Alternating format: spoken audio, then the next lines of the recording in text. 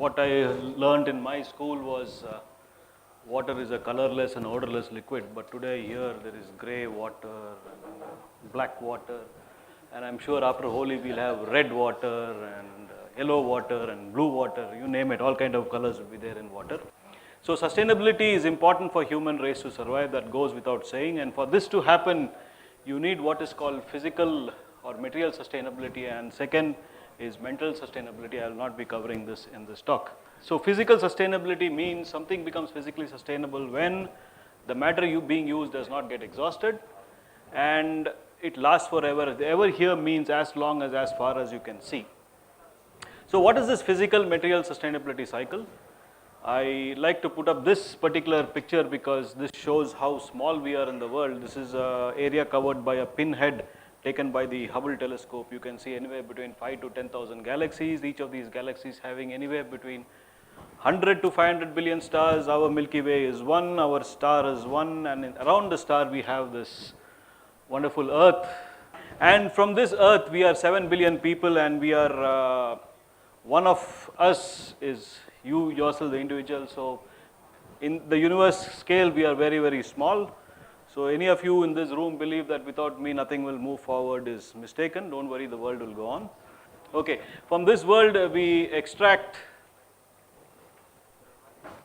we process, we manufacture, we use, and we discard material. This is a cycle that we have been following since time immemorial, and since the Industrial Revolution. I think this is where we made the first mistake, because this is also the cycle followed by any animal or something living in a forest.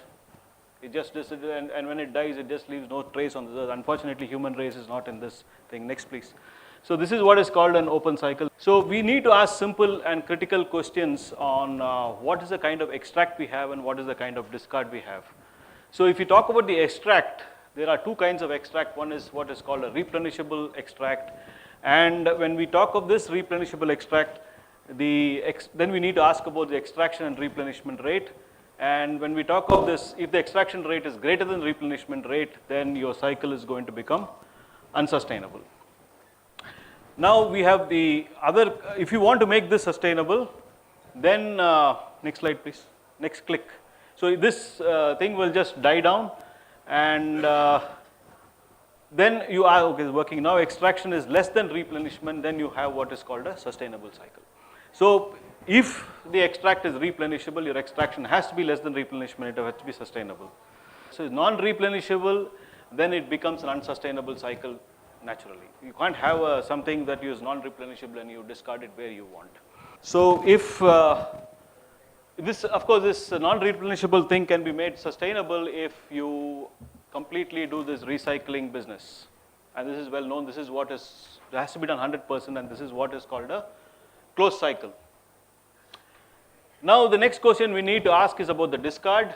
If the discard is, it has to be non-toxic and non-biodegradable. If it is toxic, then you have a problem because it kills, and these are some examples. I think this is somewhere in West Bengal where you have a large amount of fish dying because of all kind of industrial waste effluents that go into this tank.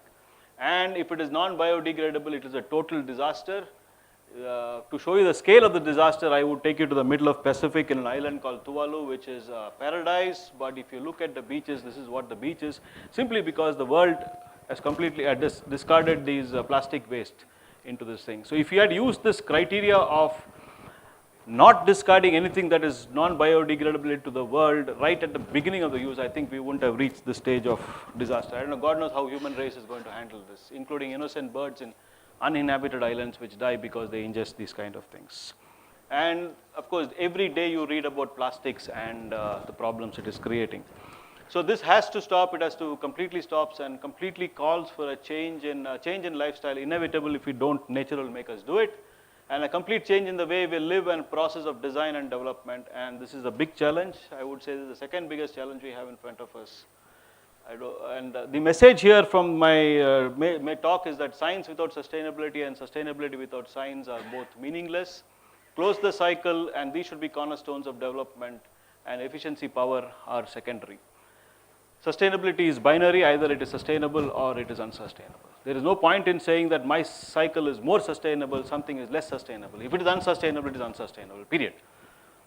So technologies and policy should be framed based on this simple criterion, where you ask a question about what you're extracting, what is the kind of extract you're doing, and what is the kind of discharge you're doing.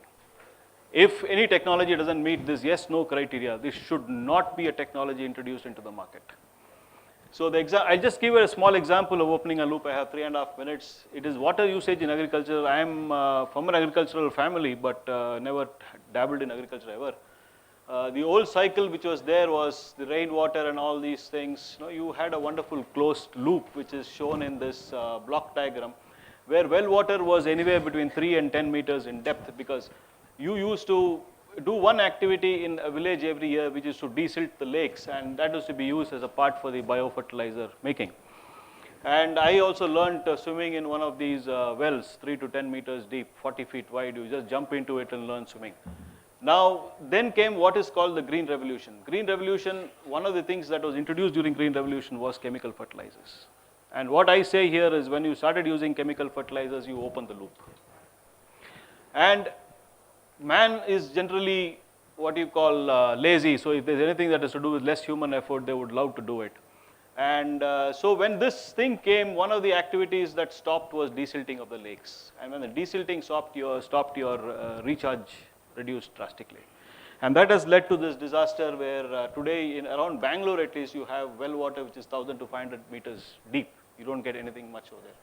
And of course, all of you know that this is also killing, and political parties are vying with each other on who will give more subsidies. So it's becoming a big problem around the country. But basically, you must realize that it led a closed loop which was practiced for centuries to become open. It was inadvertent, but it happened. And the cycle has opened, the lakes are not desilted, the yearly groundwater recharge is reduced, stopped. The wells have become deeper, it's very deep now, and the power cycle has become power intensive. So today you would use something like 15 kilowatt pumps, and the power has become fossil fuel intensive, and only the rich farmer can now survive, if there's a concept of rich farmer now. And more dissolved salts. Because you go deeper, you get more and more dissolved salts. And that creates another big problem for the whole village and every other place. In fact, this is where we started, and we asked the simple question, why there were more dissolved salts. And then we came up with this reason that the whole closed loop business got opened up at some point of time. And the present state, this is I took from Deccan Hald. I don't have children, and my husband hardly has enough strength to walk. He has also pain, like we are dependent on others in the village for a glass of drinking water. Please help us. This is just 2 days back in Deccan Hald. And then people would ask me a question, if this is the case, then what about the food scarcity we had? I plotted this data from the Indian Handbook of Statistics of Indian Economy from Reserve Bank of India, where I plotted fertilizers, food grain, and irrigated area. And you would see that if you look at this graph, you would say that as fertilizer usage went up, our food production went up. But if you look at the initial stages from 50s to 70s, you would see that the increase in food production is more closely linked to irrigation rather than fertilizer usage. And remember, fertilizer usage increases, your biofertilizer usage has reduced. So overall fertilizer usage may be same. If I take this data, I can argue either way. But if I take the initial year's data, then I'm sure it is thing. So the conclusions from my talk is that development should not open the loop, and design products should not open the loop, policies should not open the loop. So this is one of the questions that was asked me, what will I speak on policy? And in this country, what happens is when an academician speaks about policies, the policy makers believe that, why is he teaching us policy? And when the policy makers say, this is the way of science you should do, then scientists feel, why the hell is he teaching us what science we should do? And the practitioners have a belief that both of them are wrong and I am the right thing. So I think this bridge also is required over here. And I would end my talk with this slide where all the trees are cut down and all the animals are dead, when all the waters are poisoned, when all the air is unsafe to breathe. Only then you will discover that you cannot eat money. So thank you for your attention.